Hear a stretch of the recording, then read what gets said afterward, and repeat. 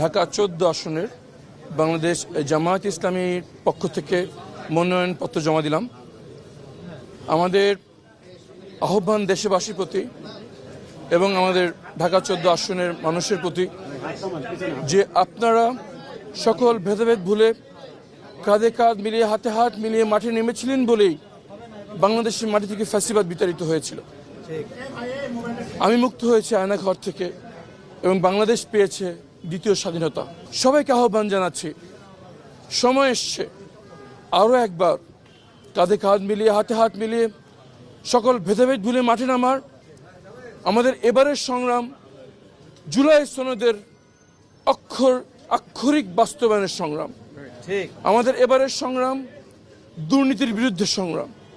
আমাদের এবারের সংগ্রাম চাঁদাবাজি দখলদারি সহ সকল ধরনের কালো টাকা এবং পেশি শক্তির বিরুদ্ধে সংগ্রাম।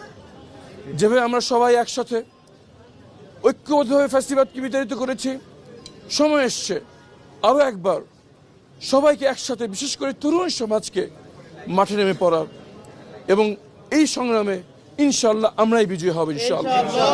আসুন সবাই মিলে গড়ি নতুন বাংলাদেশ।